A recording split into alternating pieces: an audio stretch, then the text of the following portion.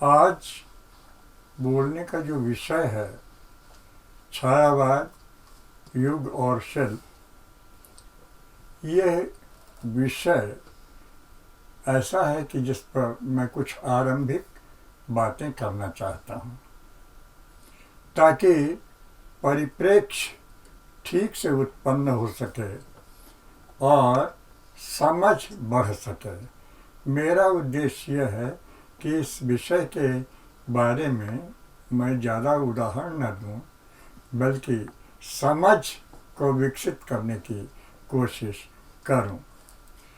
मैं ये विषय जिस तरह से रखा गया है, इससे पता चलता है कि छायावाद को हम सैद्धांतिक आधार पर पढ़ना नहीं चाहते। हम छायावाद को शास्त्रीय आधार से अलग उसे ऐतिहासिक दृष्टिकोण और पद्धति से पढ़ना चाहते हैं। अब यह है कि शास्त्र शाश्वत पर बल देता है साहित्य में, जो शाश्वत सत्य है, और इतिहास शाश्वत नहीं बल्कि जो बदलता है उस पर बल देता है। इसलिए छायावाद में जो बदलाव आया है काव्यानुभूति के स्तर पर, काव्य वस्तु के स्तर पर, काव्य शैली और शिल्प के स्तर पर, उन बदलावों को रेखांकित करने का प्रयत्न संभवतः इस विषय को रखने का उद्देश्य लगता है। मसलन जैसे बहुत दूर न जा कर के मैं ये कहना चाहूँ कि जो इतिहास है, इन बदलावों के आधार पर तर्क और युक्तियाँ तैयार करता है, किसी सिद्धांत के आधार पर नहीं। मसलन अगर आप देखिए कि छायावादी कविता का, ये आरंभिक बात कर रहा हूँ कि छायावादी कविता का जो काव्यार्थ है, उसकी जो अंतर्वस्तु है, उसमें नैतिकता और निश्चयार्थ का एक तरह से विरोध तो नहीं, लेकिन उसे किनारे किया गया है, और मूल्य और जिज्ञासा, मूल्य और संभावना पर बल दिया गया है। तो अर्थ की पूरी बनावट मूल्य धर्मी हो जाती है, वह नैतिकतावादी नहीं रहती। ये युग के कारण हुआ है। युग ऐसा था जो मूल्यों पर विश्वास करता था, नैतिकता पर नहीं। जैसे जयशंकर प्रसाद और मैथिली शरणगुप्त नैतिकता पर विश्वास करते थे, मूल्य पर नहीं। और सारी छायावादी कविता मूल्य पर विश्वास करती है। अब ये इसको समझने के लिए मैं बहुत संक्षेप में आपको बता दूं एक उदाहरण से कि स्त्री और पुरुष विवाह करें तो ये नैतिक, लेकिन स्त्री और पुरुष प्रेम करें और विवाह न करें ये अनैतिक माना गया था। लेकिन छायावाद में इस प्रेम को स्वाधीनता की अभिव्यक्ति माना गया है। विवाह एक संस्था है जो स्त्री और पुरुष के संबंध को बांध देता है, लेकिन प्रेम उसे मुक्त करता है। अब जैसे एक उदाहरण मैं दूं, प्रसाद ने एक कहानी लिखी है आकाशदीप। उस कहानी में चंपा, उसकी नायिका है, वो बुधगुप्त से प्रेम करती है। बुधगुप्त एक राजकुमार है। प्रेम करते समय उसे बाद में पता चलता है कि बुधगुप्त शत्रु देश का व्यक्ति है। तो वो कहती है कि बुधगुप्त, मैं तुम पर मर सकती हूँ, लेकिन तुमसे घृणा करती हूँ। तो ये मर सकना प्रेम पर और घृणा करना, क्या इस तरह की अनुभूति किसी प्रेमिका या प्रेमी के भीतर पहले संभव था? जब आप स्त्री और पुरुष को स्वाधीन बनाएंगे प्रेम करने के लिए, तब इस तरह की जटिलताएं पैदा होंगी। तो छायावाद में इस तरह से अनुभूतियों को लेकर तमाम जटिलताएं पैदा हुई। मैं शुरू में अभी एक बात कह करके मैं इसके अनुभूति पक्ष को छोड़ता हूँ, उस पर आगे फिर बात करूँगा। अब शिल्प के बारे में, मैं शिल्प के बारे में कहना चाहता हूँ कि छायावाद पहला ऐसा काव्य है जिसमें शैली अपर्याप्त हो गई, शैली व्यक्तिगत होती है और शिल्प वस्तुगत होता है। शिल्प शब्द आया है वास्तुकला से और मूर्ति कला से। छेनी और हथौड़ी चल रही है, उससे मूर्ति का आकार पैदा होता है, उससे आकाश को घेरा जाता है।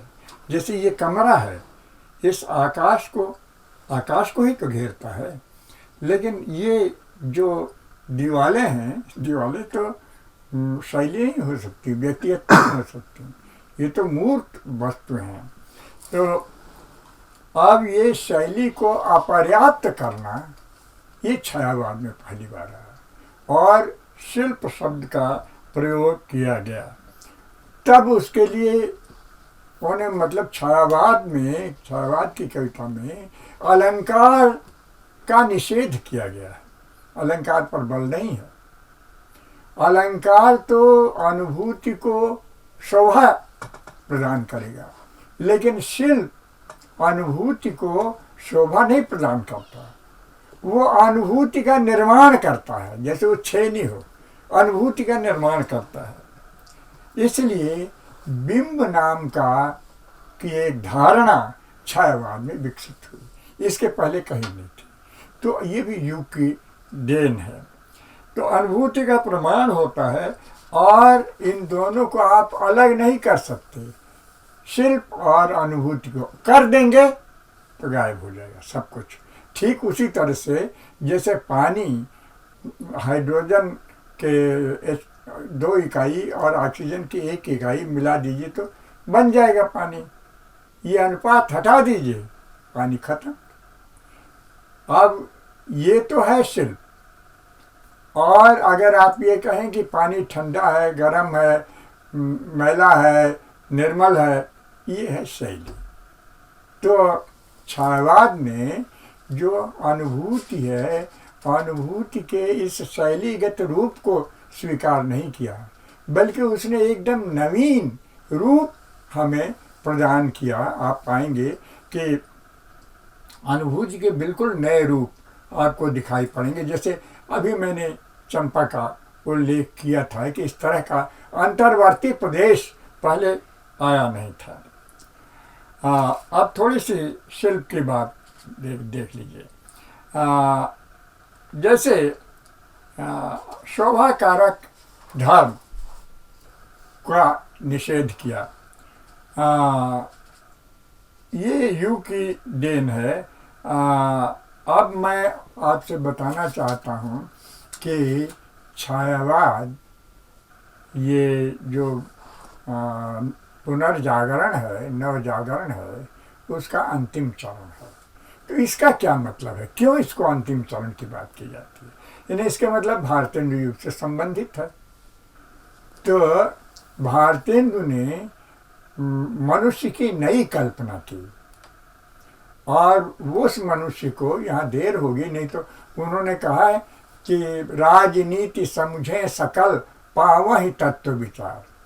जो व्यक्ति राजनीति को, मानवीय राजनीति और औपनिवेशिक राजनीति, इनको समझता है ठीक से, वह आधुनिक भारतीय मनुष्य। तो उन्होंने पूछा एक सवाल जो आधुनिक युग का बड़ा दार्शनिक सवाल है, होय मनुष्य ही क्यों भय हम गुलाम ये भूप। ऐसा आदमी जो ये सवाल पूछ सके कि मनुष्य हम भी हैं और मनुष्य अंग्रेज भी है, वो क्यों भूप हो गए और हम क्यों गुलाम हो गए, ये सवाल जो पूछ सकता है वो आधुनिक भारतीय मनुष्य होगा। तो इसका मतलब यह है कि छायावाद में इस मनुष्य की का रूप मिलना चाहिए, किसी रूप में मिले। ये मनुष्य अगर मिलता है तो ये नवजागरण का अंतिम चरण है, और अगर नहीं मिलता है तो ये नवजागरण का अंतिम चरण नहीं है, ये स्वतंत्र कोई विषय हो गया। तो अब स्वाधीनता, इसका मुख्य विषय जो है, राजनीति करने का मुख्य विषय क्या था? औपनिवेशिक शासन से मुक्त होना, यानी स्वाधीन होना। तो स्वाधीनता जो है वो केंद्रीय विषय है, चाहे भारतेंदु का युग हो, चाहे प्रसाद का युग हो, छायावाद युग हो, केंद्रीय विषय स्वाधीनता है। अब सारी बात यह है कि छायावाद में स्वाधीनता अनेक स्तरीय है, वो केवल राजनीतिक नहीं रह जाती।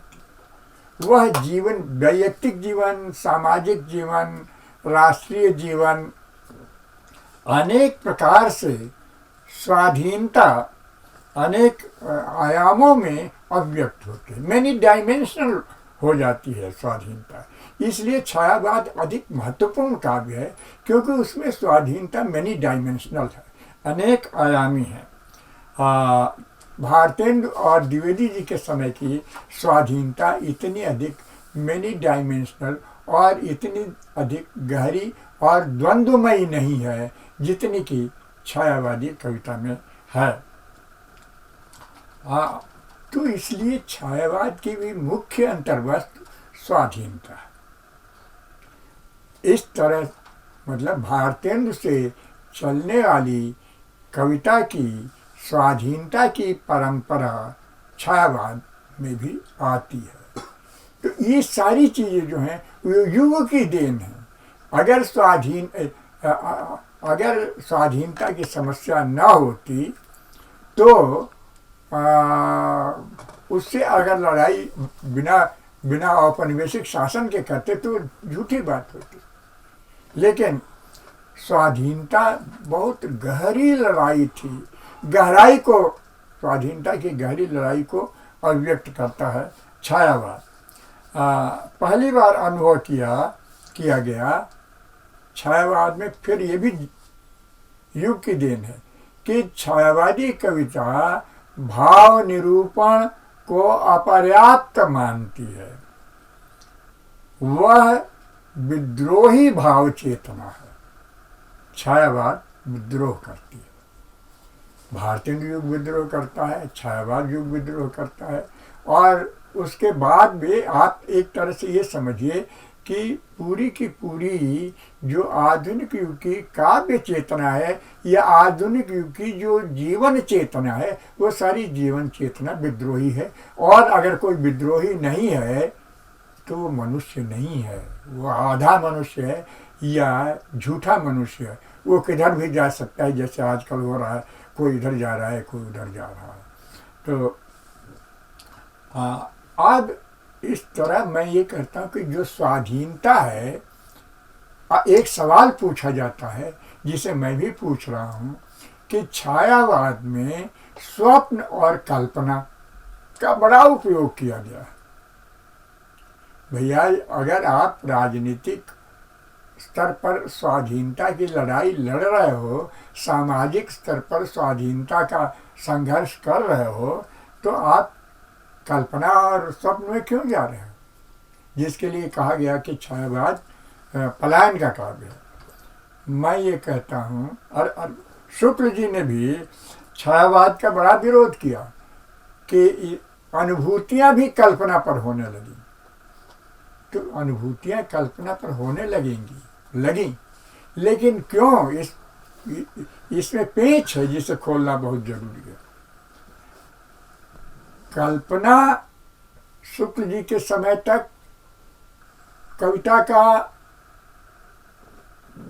अनिवार्य एक तत्व है, लेकिन छायावाद में कल्पना कविता का एक तत्व नहीं है। वह इतिहास द्वारा दी गई एक विशेष योग्यता है कल्पना। अब इतिहास द्वारा दी गई विशेष योग्यता का क्या तात्पर्य है कि उस समय देखिए छायावादी कविता का आंदोलन 1918-20 से शुरू होता है। स्वाधीनता का आंदोलन गांधी जी के आने के बाद 1820 से शुरू होता है। क्या यह कारण है? एक राजनीतिक आंदोलन और एक सामाजिक आंदोलन दोनों साथ शुरू होते हैं, एक साथ शुरू होते हैं। तो ये आंदोलन वही कर सकता है, राजनीतिक आंदोलन कर सकता था। जो स्वाधीन होने का सपना नहीं देखेगा, कल्पना नहीं करेगा, वो राजनीति में आंदोलन कर सकता था। इसी तरह से साहित्य को स्वाधीन बनाने का जो सपना और कल्पना नहीं करेगा, वो देखेगा, वो करेगा संघर्ष। तो इसके मतलब कि स्वप्न और कल्पना एक अतिरिक्त और बड़ी महत्वपूर्ण योग्यता है जिसे इतिहास ने दिया है। तो कल्पना और स्वप्न एक ऐतिहासिक योग्यता है लड़ाई की, जो छायावाद ने हासिल की है। ये बड़ी गहरी योग्यता है। ये शुक्ल जी नहीं समझ पाए, लेकिन झरना में लिखते हैं प्रसाद जी, हे कल्पना सुखदान तुम मनुज जीवन प्राण, तुम मनुष्य के जीवन की प्राण हो। कभी नहीं कहा गया हमारे पूरे शास्त्र चिंतन में कहीं नहीं कहा गया है कि कल्पना मनुष्य जीवन का प्राण है। छायावाद में कहा गया। तो मनुष्य जीवन का प्राण है कि इसके मतलब कि अंतर वस्तु है, वो भाव है, वो वस्तु है, वो अनुभव है। तो इसलिए वो कल्पना जो है, कैसा अनुभव? स्वाधीनता का। स्वाधीनता का अनुभव तभी मिलेगा जब आप इसको कर सकेंगे। इसलिए छायावाद में जो कल्पना है और स्वप्न है, ये भी युग की देन है। वैसे तो कल्पना और स्वप्न होते हैं, हर साहित्य में होता है, लेकिन इस साहित्य का सामान्य धर्म वाली कल्पना नहीं है। यह इतिहास का विशेष धर्म है। इतिहास ने इस योग्यता को दिया है। मैं एक उदाहरण देता हूँ। निराला ने राम की शक्ति पूजा लिखी। राम की शक्ति पूजा में जाम्बवान ने कहा राम से कि देखो, शक्ति के जितने रूप हैं, जैसे देवताओं का वरदान, उनकी कृपा, सेना, हथियार, ये सब रावण के पास है। ये पारंपरिक चीजें हैं।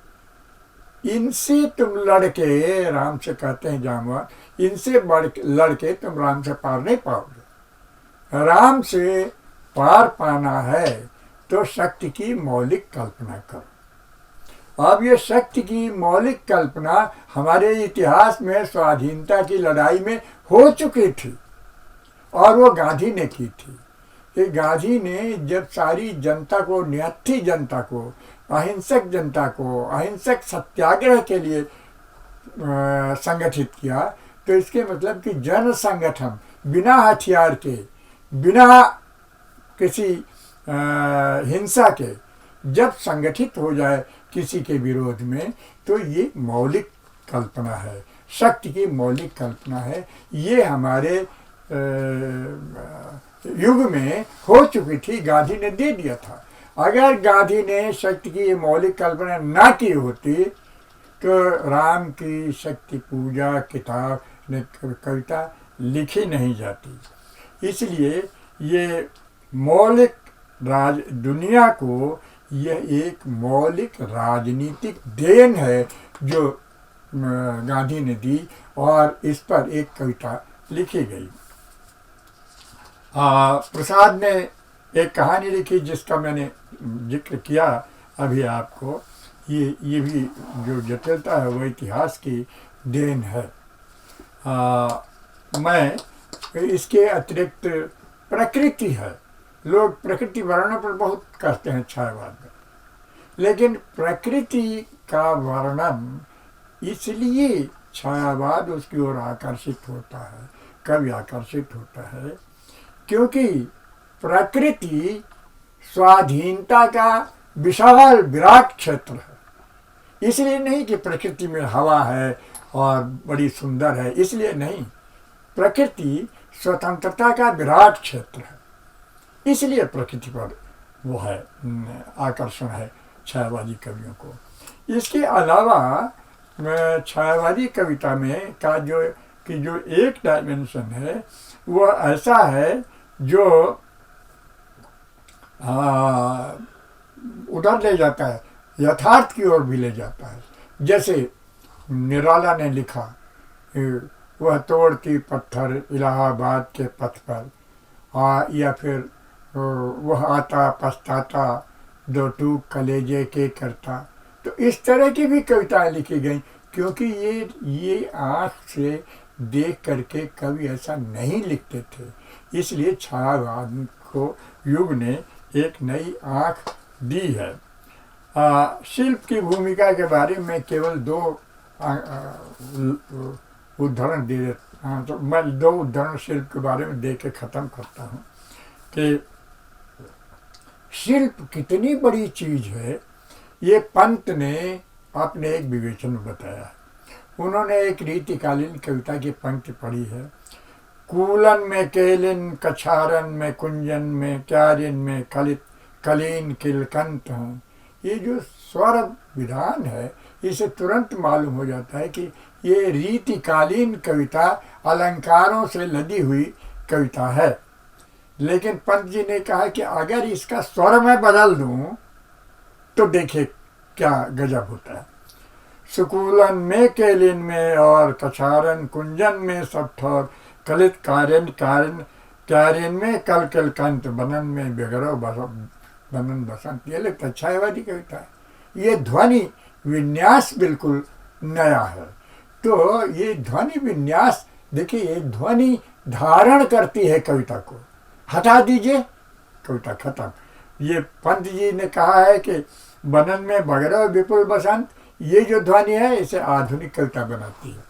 और वो क्यारिन में किलकंत है, ये उसे मध्ययुगीन कविता बनाती है। तो ध्वनि विन्यास कितनी बड़ी चीज़ है, और इसको हटा दीजिए तो कुछ नहीं रह गया। अच्छा, इसके अलावा मैं एक और उदाहरण आपको दूं निराला का ही। क्षितिज से उतर रही संध्या सुंदरी धीरे धीरे धीरे। आप इस गति विन्यास को हटा दीजिए, कविता खत्म। क्षितिज से उतर रही संध्या सुंदरी धीरे धीरे, कोई मतलब नहीं है। आप अर्थ करते रहे, लेकिन उसमें अर्थ नहीं है। अर्थ देखिए इस स्पेसिंग में है। क्षितिज से उतर रही संध्या सुंदरी धीरे धीरे धीरे। तो ये शिल्प है। इस शिल्प के बिना इस कविता को पढ़िए मीनिंगलेस है। तो इसलिए शिल्प जो है बहुत महत्वपूर्ण हो जाता है, और ये अलंकार को हटा देता है। अलंकार जो है कविता के लिए अनिवार्य धर्म नहीं है। ये जो छायावादी कविता की देन है, बहुत महत्वपूर्ण। मैं चर्चा कर रहा था छायावाद में विद्यमान एक सूक्ष्म की, जिसे आमतौर पर ये माना जाता रहा है कि सूक्ष्म का क्षेत्र और उसका जन्म अध्यात्म की भूमि में होता है। जो सामान्य भौतिक जीवन होता है उसमें सूक्ष्म नहीं होता, बल्कि सूक्ष्म को उसमें भौतिक जीवन में धारण किया जाता है। लेकिन छायावाद की विशेषता यह है कि वह सूक्ष्म को भौतिक और स्थूल के भीतर ही स्वीकार करता है। ये बहुत बड़ी देन है। मैं इसके बारे में महादेवी वर्मा को उद्धृत करना चाहूँगा कि महादेवी वर्मा सबसे अधिक अमूर्त और सबसे अधिक सूक्ष्म का उपयोग करने वाली कवित्री मानी जाती है। उन्होंने ये कहा कि जीवन में जीवन की समष्टि में सूक्ष्म से इतने भयभीत होने की आवश्यकता नहीं है, क्योंकि वह तो स्थूल से बाहर कहीं अस्तित्व ही नहीं रखता। अब ये कितनी क्रांतिकारी बात है, क्योंकि हमारी सारी पिछली चेतना में जो सूक्ष्म है वो अध्यात्म का क्षेत्र है और जो स्थूल है वो भौतिक जीवन का क्षेत्र है। दोनों में सामंजस्य होता है, लेकिन यहाँ सामंजस्य की बात नहीं है। यहाँ बात यह है कि सूक्ष्म स्थूल जीवन के अंतर्गत होता है। तो अब ये अपने आप में दृष्टिकोण की बहुत बड़ी नवीनता है, जिसमें उद्घाटन होता है, सूक्ष्म का उद्घाटन होता है, सामंजस्य नहीं होता।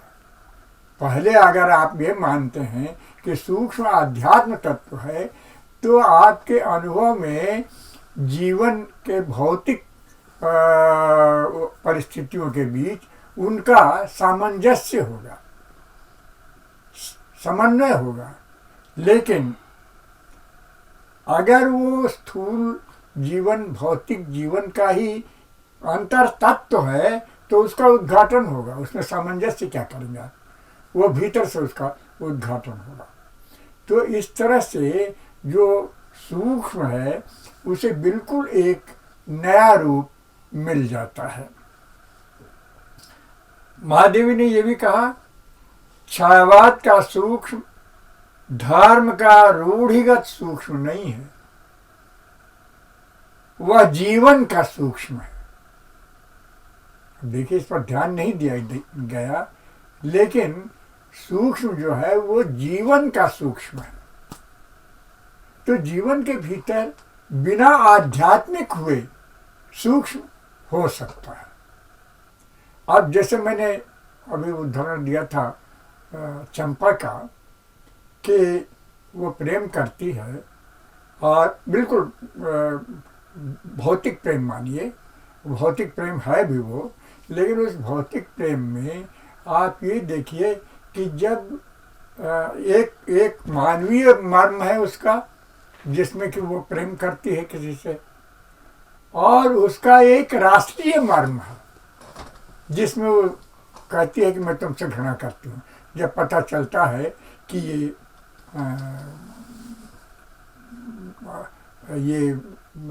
हमारे देश का दुश्मन है, तो उससे घृणा करने की बात करती है। लेकिन ये कहती है मैं तुम पर मर सकती हूँ, लेकिन तुमसे घृणा करती हूँ। मर सकना और घृणा करना, ये दोनों एक साथ, ये क्या होता है, इससे साहित्य अपरिचित था, नहीं जानता है कि यह अंतर्ध्वनि है, ये विशेष प्रकार की अंतर्ध्वनि है। ये अंतर्ध्वनि क्या है मैं नहीं जानता था। इस अंतर्ध्वनि को गांधी ने दिया था। मैं आपको उदाहरण दूं, इस उदाहरण को शाही जी ने दिया था। आप लोगों ने नाम सुना होगा, विजय देवनारायण शाही हिंदी के कवि और बड़े आलोचक थे। उन्होंने गांधी के बारे में लिखा था कि गांधी एक समुद्र के किनारे, थोड़ी कल्पना भी है इसमें, कि मैं सत्य के लिए सारे भारतवर्ष को अरब सागर में डुबो देने के लिए तैयार हूँ, सत्य के लिए। अब यह बात, यह ध्वनि बिल्कुल नई थी, सारे देश को जैसे बिजली छू गई। सबने क्षितिज के पार देखना शुरू किया, क्योंकि गांधी जी ने कहा था कि क्षितिज के पार देखो, तुम्हें अंतर्ध्वनि सुनाई पड़ेगी। उन्होंने कहा आप वहाँ क्या देख रहे हैं? उन्होंने बताया मैं वहाँ सत्य देख रहा हूँ, मैं अपनी अंतर्ध्वनि सुनता हूँ। बहुत गहराई में वह क्षितिज के पार का सत्य ध्वनित हो रहा है, प्रयत्न करो। क्षितिज का पार जो सत्य है वो तुम्हें नहीं दिखाई पड़ता है, तो प्रयत्न करो।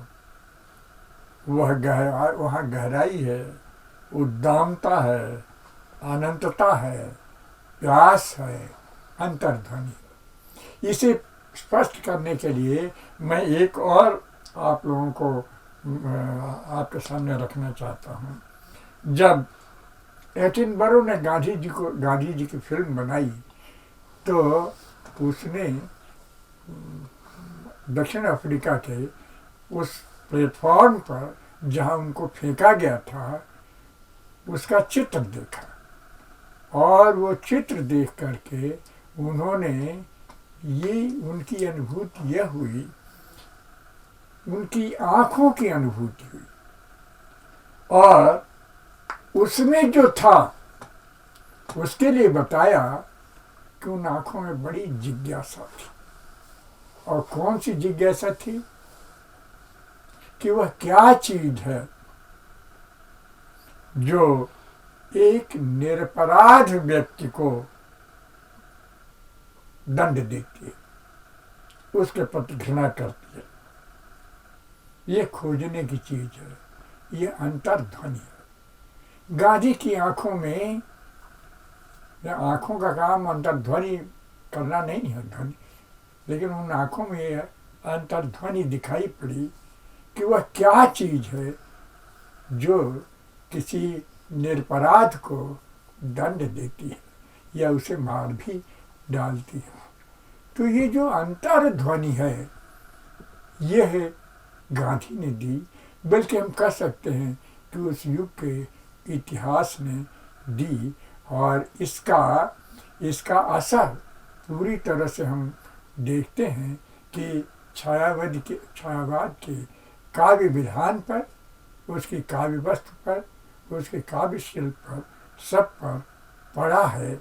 और मैं बराबर मानता हूँ कि छायावादी कवि और भक्ति काव्य, छायावादी कविता और भक्ति काव्य हमारे साहित्य के दो महान युग हैं काव्य की। इनकी जो उपलब्धियां हैं, ऐसी उपलब्धियां हमारे साहित्य में दूसरी नहीं हुई। धन्यवाद।